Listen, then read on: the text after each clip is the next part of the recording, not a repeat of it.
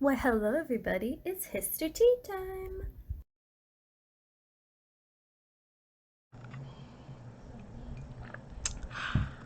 Welcome back to more Histor-Tea time with your favorite historian. So today we're going to talk about the Battle of Stalingrad. Now the Battle of Stalingrad is considered one of the bloodiest battles in all of World War II. So there's a lot that happens for Stalingrad. I have so much information on this battle. This is the battle that actually kind of changed the entire direction of World War II. Without this battle, it was almost, and honestly, it's kind of unnecessary. And the reason why it started is kind of ridiculous, but I'll get into all the details. All right. Now, even though Hitler had told Stalin from the get-go, listen, I'm not going to attack you. We're going to sign this little pact called the Nazi-Soviet Non-Aggression Pact, and everything will be fine. Hitler had a habit of breaking his promises. Wasn't exactly a stand-up honest fella. So he kind of had this whole campaign from the very beginning about how much he, hated communists. He openly, he never hid that information. Also, if you ever, read his book, Mein Kampf, which is what he wrote when he was in prison, he actually laid out his entire plan in his book, and yet everybody was surprised when he went through and did everything that he kind of said in his book. Funny.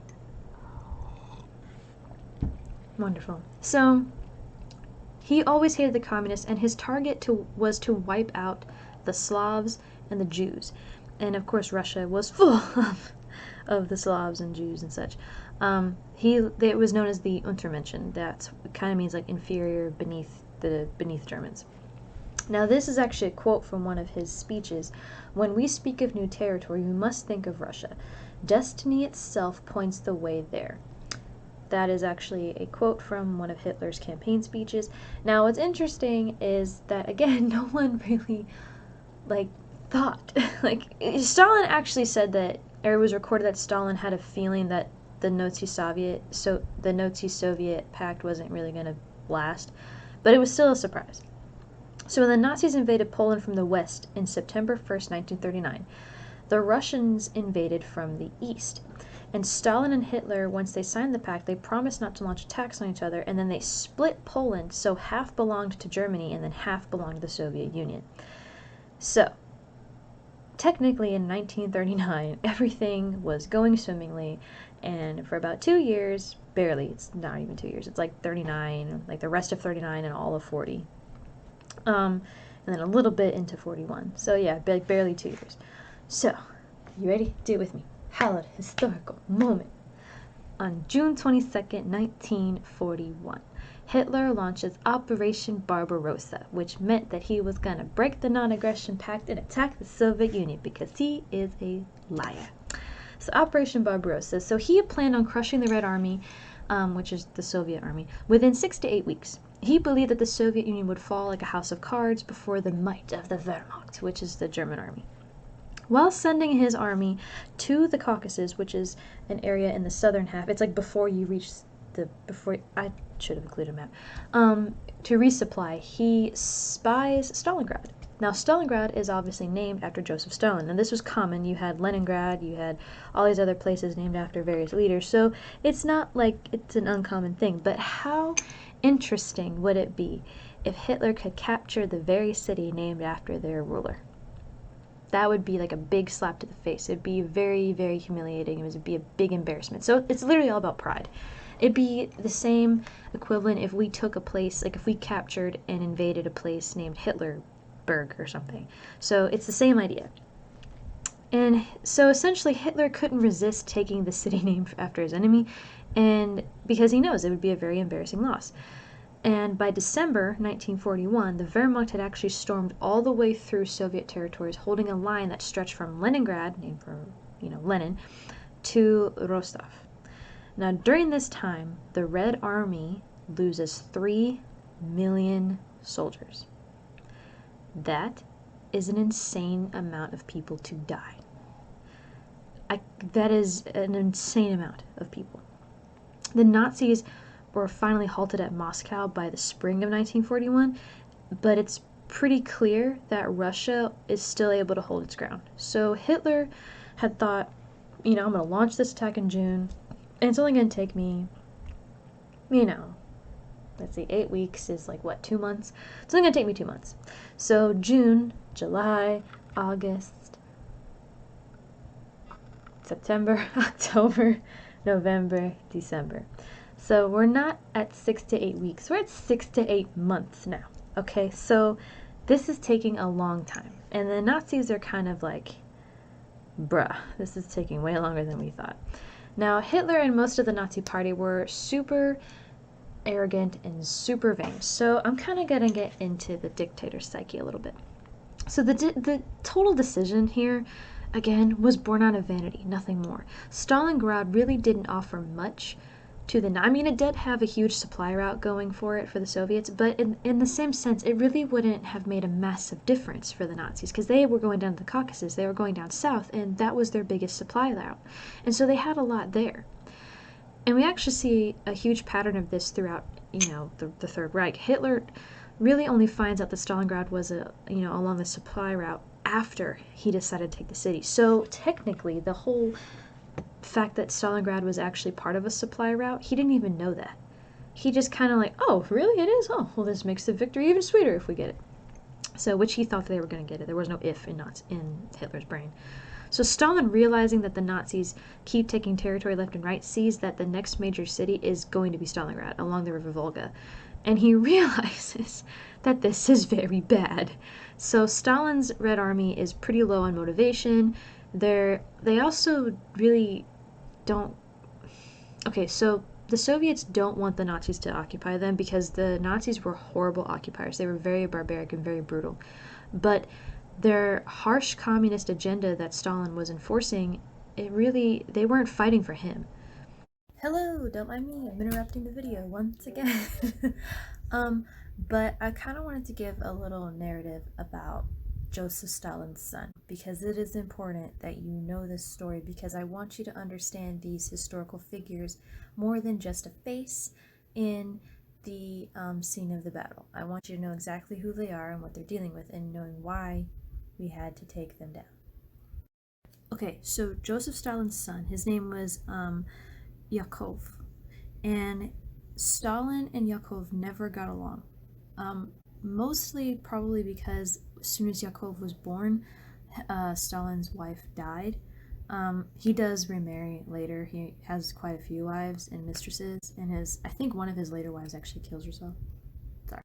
Yakov, Stalin's son, and him actually feuded constantly, and it kind of reached a point where Yakov attempted suicide after a very intense argument with Stalin because he disappointed his father due to the fact that he was going to marry a Jewish girl. So Yakov tried to kill himself, and he failed his suicide attempt. And what was really messed up was that Stalin then used that and made fun of him and was like, wow, you can't even kill yourself properly. Gee, thanks, Dad. Now, Yakov did actually marry the Jewish girl, and they had 2 children together. Stalin pretty much stated that he didn't want anything to do with his son after that. He actually called him a thug, an extortionist. But because of who Stalin was, his son Yakov had to join the Red Army. And later, he was captured by Nazis when they invaded Smolensk.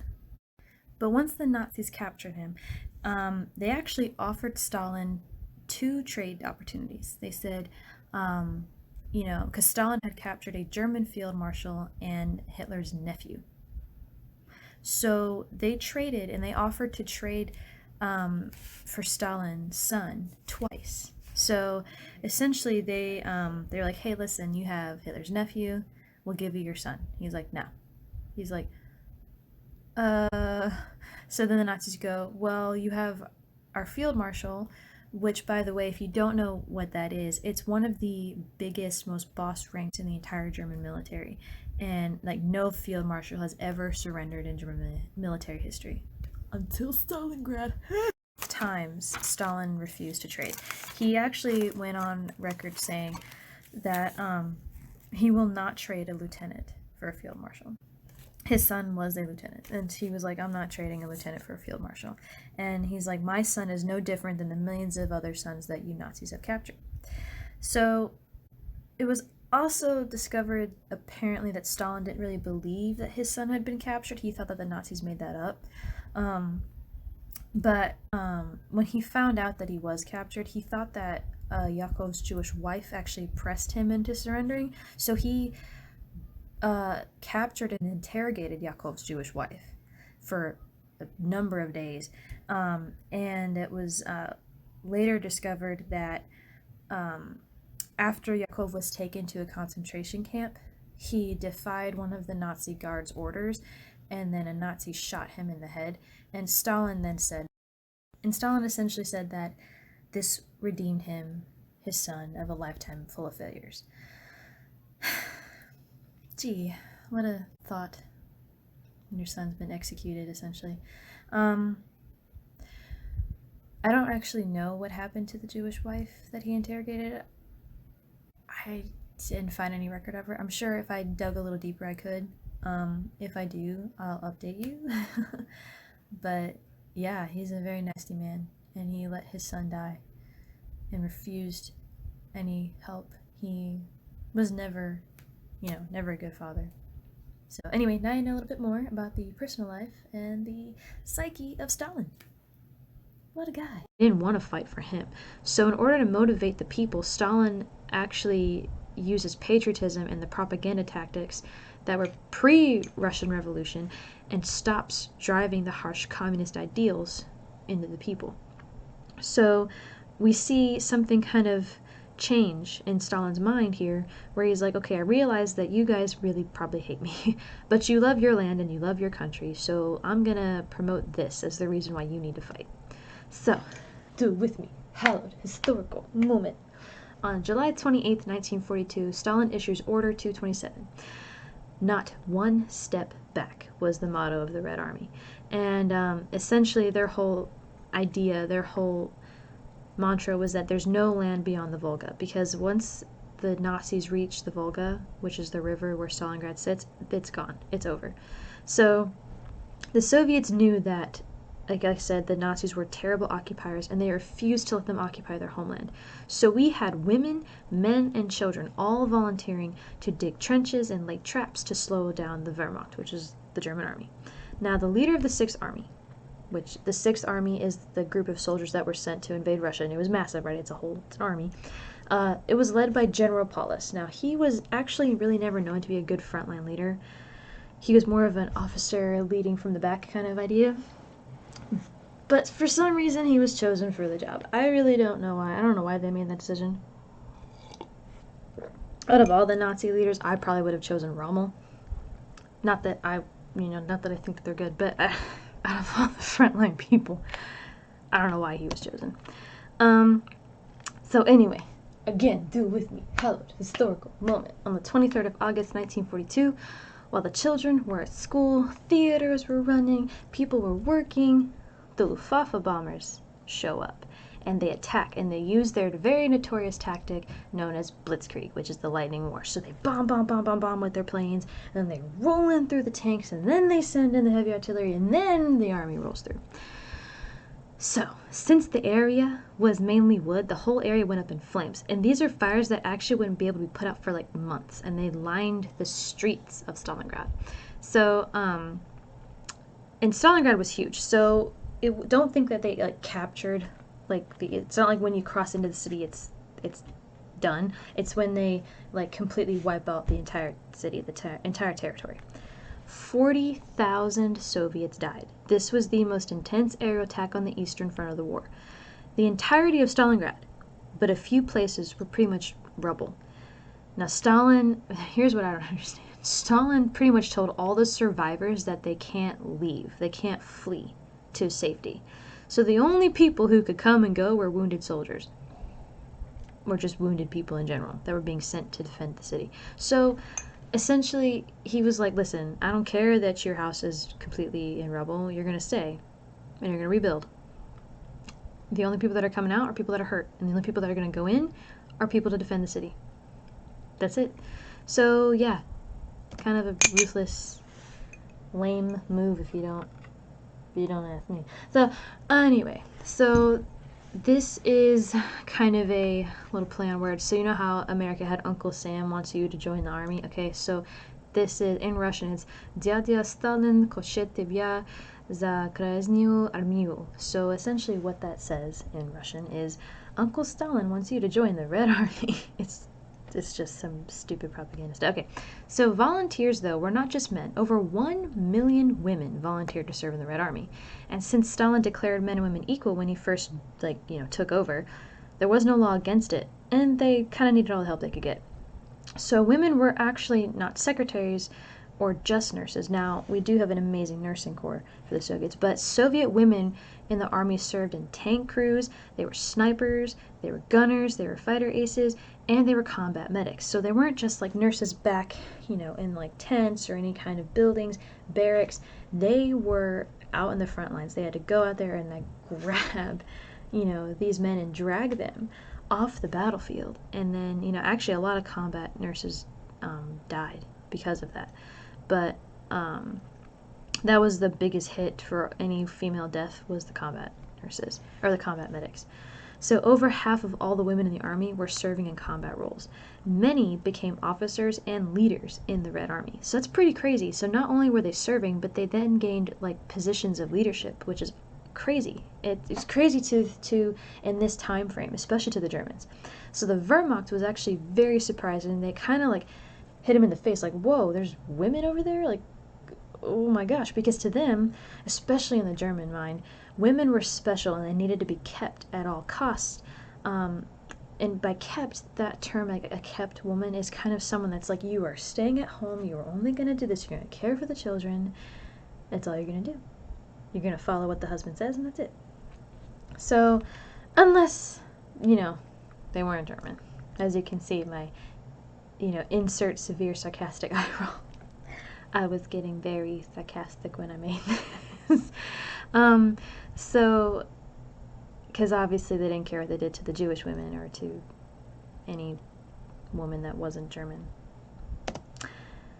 By August, it seemed that the Germans were assured victory, as the plethora of suburbs within the massive Stalingrad was actually slowly being captured. So, little by little, territory, miles of Stalingrad were being taken. And General Paulus, who was on the German side, he realizes that he cannot get the tanks through the city because of this serious amount of rubble. So all the land attacks kind of had to stop, which means that he, called in the Luftwaffe again, and they had to return to clear the path. So more bombing happened, and Stalingrad, again, this massive territory of Stalingrad was slowly being taken by the Germans. Stalin is pretty mad. He's like talking to he's questioning his Germans. He's like, what are you guys doing? So he decides to shuffle around his command team and then places a man known as General Chuikov in charge of the Red Army. Now, General Chuikov was actually really ruthless towards his enemies, but he cared very deeply for his soldiers. And he kept his headquarters very close to the front lines, which was pretty risky for generals, because if you lose the general, that's it. Most of the militaries, especially at this time, if you take out their leader, you kind of take out their whole plan. This is kind of where the American Army, the U.S. Army, we differ. We make sure that every single person knows the plan, start to finish, all the tiny little details, from captain or however higher rank to the private. And so the highest to the lowest. So that no matter who's alive and who's dead or who's wounded, whatever, who's left, they can carry out the mission. So it's important. And, but this tactic for them wasn't a thing. So this was actually very risky for Chuikov to do. One thing the Soviets did that the Germans hardly ever accomplished was learning the ways of the enemy. So I say that because it was such a common, repeated mistake. The Germans never really took the enemy seriously. They always underestimated the Slavs. In fact, they were shocked that the Slavs could do anything. Slavs, meaning this is like an ethnicity of people, right? This is, it's just in this area. But they were just, they thought so little of everyone that wasn't German. Their pride was, it just blinded them so that they couldn't even see the fact that they were walking into something pretty intense. So General Chuikov learned the tactics of General Paulus, and most of the German tactics in general by this point from World War I, because General Chuikov was actually, he fought in World War I. And he realized that the Germans always fought comfortably from a safe distance. So he knew that there were the resources like the Luftwaffe, which they would come in and then bomb, right? And they had heavy artillery that fired from a distance. And then the Germans could pretty much decimate their opponent without ever risking their own soldiers very much. So they were always far away. This was to ensure mass damage on the enemy and pretty low casualty rates for your own men. It's not a terrible tactic. It's smart to preserve life. But if people figure that out, then they come up with another tactic. Are you ready? Do it with me. Proud historical moment. Chuikov knew and engineered a new tactic. This is what we now call urban warfare. This tactic did not really exist until the Battle of Stalingrad, and Chuikov was a mastermind when it came to this stuff. He told his soldiers to never be more than a grenade toss away from the Germans. With being so close to them, the Germans would never order an airstrike or heavy artillery fire in the area, because then their own men would get shot. This tactic was very successful. It was known as hugging the enemy, and it was very, very dangerous, very brutal, close combat, super bloody. I mean, you had people within like the rubble of broken down houses, and you could see them over there in the next window, and you toss the grenade. But what if they were hiding in the houses and then they waited and attacked you at some point? I mean, this is where we have hand-to-hand combat, knife fights. We have the snipers hiding in the buildings. I mean, this was insane. It is absolutely one of the most intense battles in all of World War II. One thing to note, though, Germans could have actually stopped the Soviet supply lines anywhere along the River Volga, but because of Hitler's arrogance, millions of lives were taken out of vanity. So it didn't have to be Stalingrad. It could have been anywhere along the entire river. But just because it said Stalingrad on the area, he was like, yep, I want that one. Idiot. With the vast amount of rubble, Soviet snipers were actually able to be perfectly covered and concealed. Now, there's a difference between cover and concealment, and this is something that they drive home to you when you are training in the military. So cover is basically, there's something that is going to stop bullets, in front of you. So like a wall, like a cement wall or some kind of object. Concealment just means you're hidden. So like a bush. Bullets can go through the bush. So you may be well hidden, and that's good. But coverage is very essential. And hiding in this very thick rubble, they're pretty concealed. And that's a very good thing. Now, who were the vast majority of Soviet snipers? They were mostly women. Women had more patience and precision, so that's kind of why they did the role of being a sniper so well. There were a few incredibly notable snipers, and some of which were I can find them later, but these Soviet snipers were fantastic. Germans were still able to machine gun down hundreds of Soviets, and unfortunately the average time from when a Soviet soldier was deployed to the front line was only 24 hours before they were actually wounded or killed. So that's actually pretty bad. As soon as they would show up, within 24 hours they were either wounded or completely killed. So somehow the Soviets were able to hold out.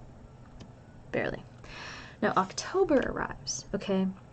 October arrives, the Germans have taken 90% of Stalingrad. Literally all that's left is tiny little pockets sitting along the river, okay? And General Chuikov and his soldiers are backed against a narrow strip along the Volga. And then Hitler sees the progression, and he's like, well, I think we can kind of, I can move my forces out. So he becomes overconfident once again. He does this all the time. And he decides that he can take the city with small attack squadrons instead of deploying more large amounts of soldiers. So essentially, he doesn't send reinforcements to the 6th Army. He's like, the 6th Army can hold out by themselves. I don't need to send more people out there. So they can go down to the Caucasus and do their own thing, and then the people that are there, like the 6th Army's already there, they can just stay. So, but then, when all hope is lost, something remarkable happens.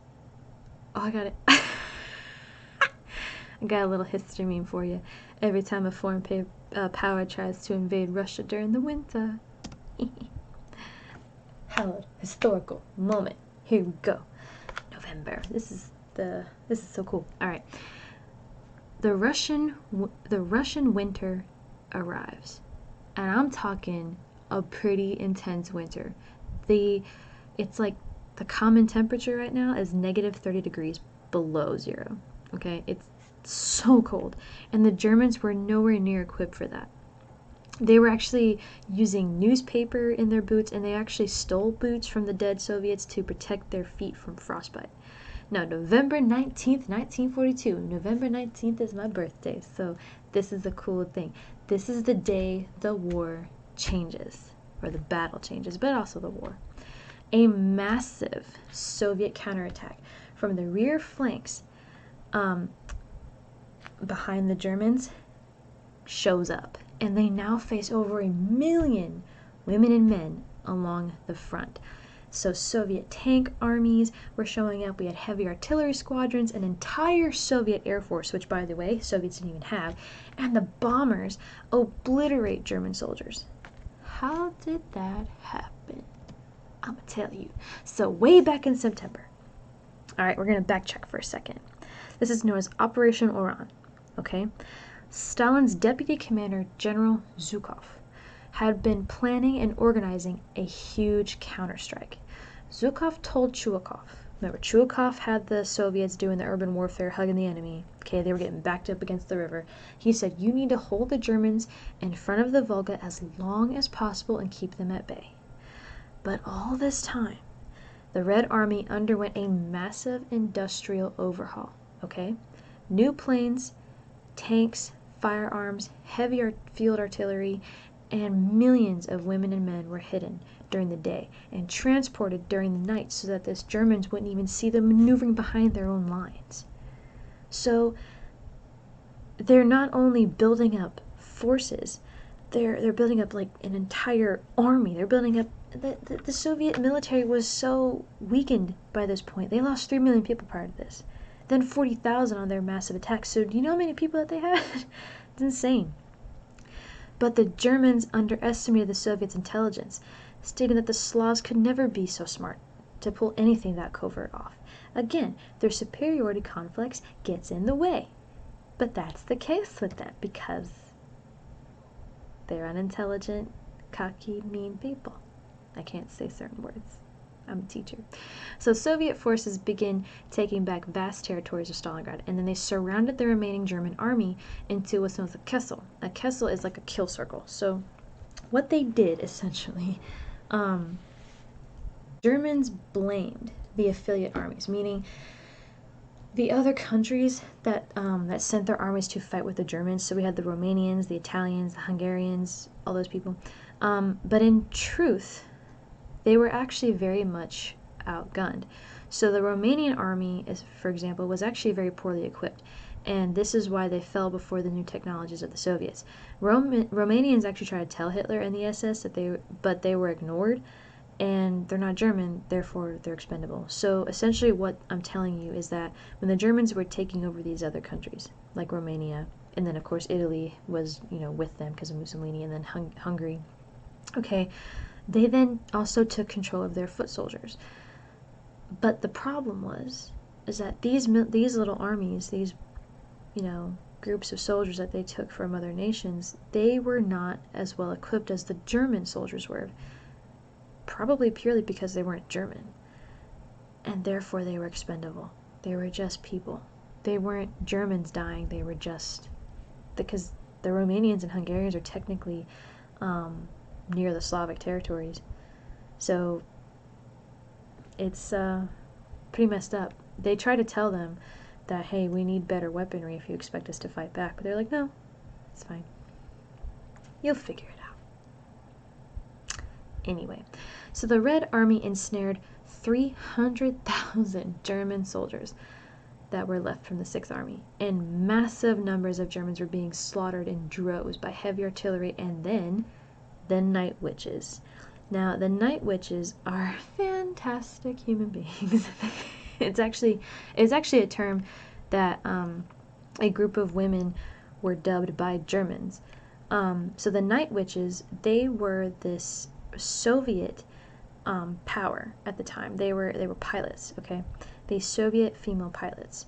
And what they did was at night they would fly these planes, and now most of these planes were actually not super fantastic.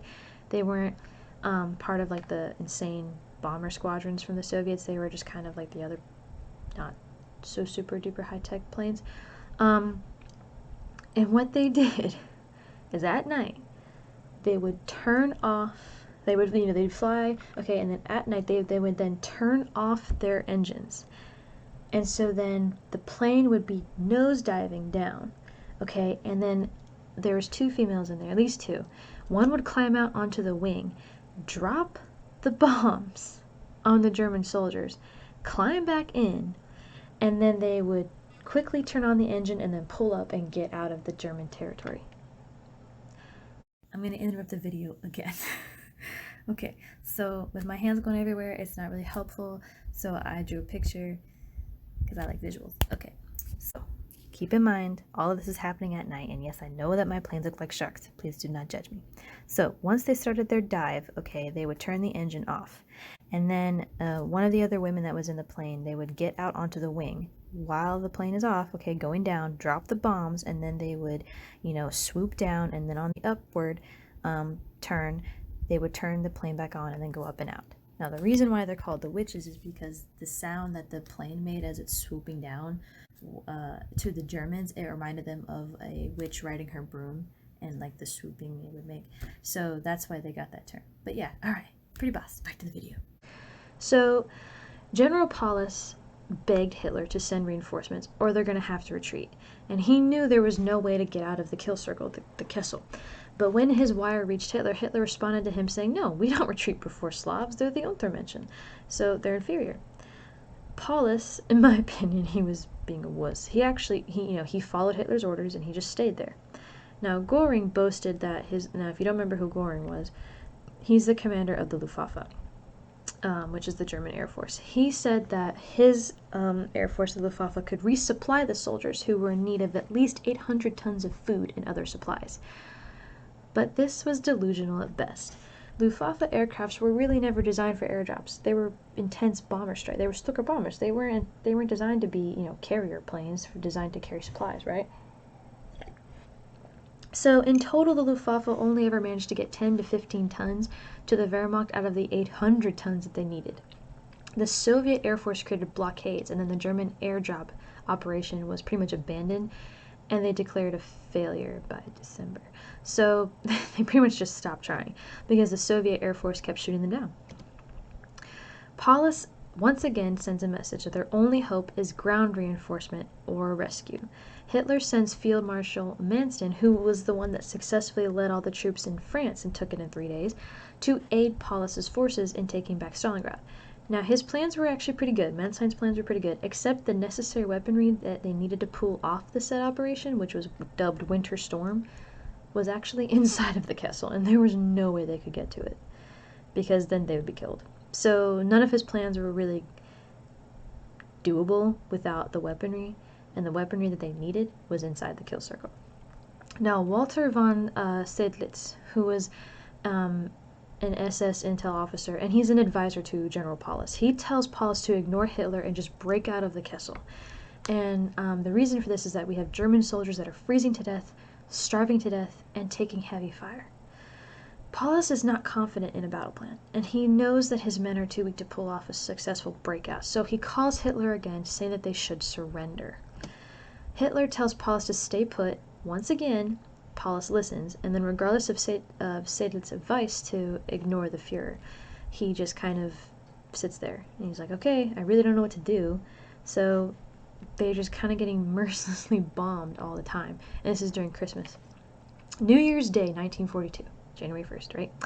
Red Army offers a surrender to the Germans, which they then rejected, because they're so prideful and not smart. So the Soviets then initiated an operation called Operation Ring. And this was essentially a move to then shrink the Kessel even further, killing more soldiers, which they did. The Red Army squeezed the Germans into two very small pockets, one in the north and one in the south along the River Volga. And these two separate Kessels were never able to communicate with each other. So the whole of January is going by. We get to the 30th of January, 1943. Hitler promotes Paulus to field marshal. Now, okay, I want you to understand this. In German military history, field marshals are the most revered ranks in the German army. And a field marshal has never surrendered in German military history up until this point. Okay? They don't surrender. They are one of the most aggressive, one of the most battle-ready, battle-smart people that the military has. That's actually, if you think about it, probably why Stalin was refusing to trade his son for field marshal, because he knows that they're so essential to the German military. He pretty much expects Paulus to either find a magical solution now that he's been dubbed field marshal with all this pressure on him and win, or kill himself. Paulus receives the wire that he's been promoted to field marshal, and he realizes all the strings that are attached to this, and he actually says to his RTO, essentially, I'm not going to kill myself, I'm a Christian. Yeah.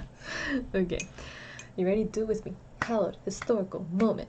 On the 31st January 1943, Paulus finally disobeys Hitler's orders and surrenders to the Soviets.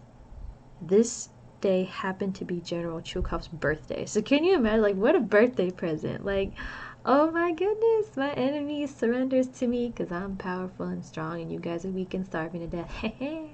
So, yeah, I mean, it's quite a birthday present. So, however, Paulus is only with one pocket of the German forces. Remember, they were split into two. So his pocket surrenders, but because of the communication being cut off, the other pocket actually kept fighting for like a few days more, but eventually it also surrenders. In total, 91,000 Germans surrendered to the Soviets. Remember, before the Soviets showed up with their massive counterattack, there were 300,000 Germans left. They killed so many it dwindled down to 91,000. They went from 6 digits to 5. That is a lot of lives. Okay? Out of those 91,000, only 5,000 ever actually make it back to Germany. That's insane. That is insane. Now, the Russian losses exceeded 1 million, obviously, right? And then the Axis powers lose over 800,000. This forces the Germans to be on the defensive for the first time in World War II.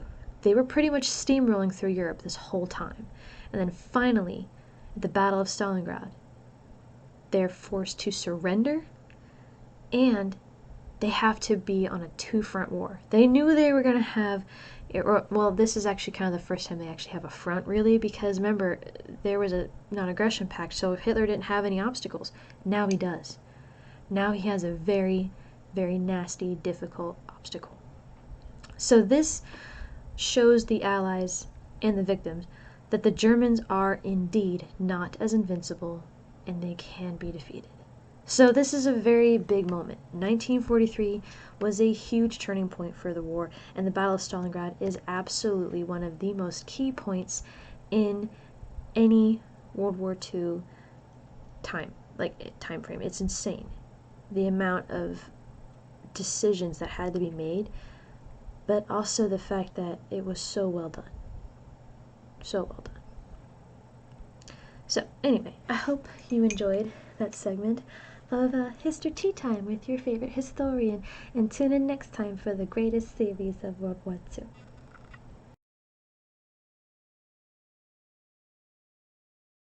Hello, I'm going to interrupt the video again. So the female Soviet snipers were, I'm going to read off their names, so this is going to be kind of cool. So first off, we have Staff Sergeant Stepanova, who had 20 confirmed kills.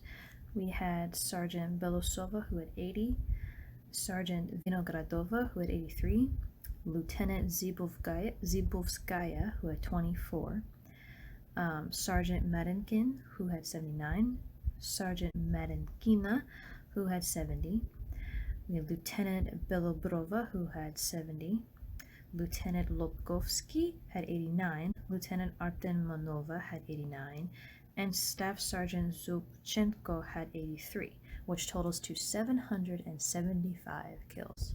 However, there's somebody missing. We had Ludmila Pavlichenko. She is regarded as one of the deadliest snipers of all time. Not just World War II, all time. She alone had 309 confirmed kills. Okay? 36 of them were enemy snipers. Not just soldiers, man. She shot other snipers. And these snipers were supposed to be hiding and super concealed and covered, like no way to be seen. And she found 36 of them.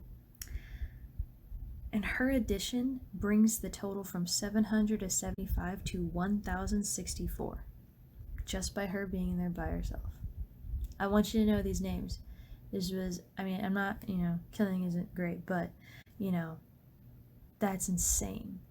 And that's an insane amount of, training that they had to do. And it's just, it needs to be remembered. Now, Yakov and Stalin pretty much feuded constantly from the moment they were, Yakov was even able to talk. And Yakov actually attempted suicide after he oh my god, I can't focus when you do that. So mad. I had it. A little levity, buddy. Sorry. Yakov actually feuded. Oh my god, I can't freaking do it now. No. Oh my god, Russian is just hard.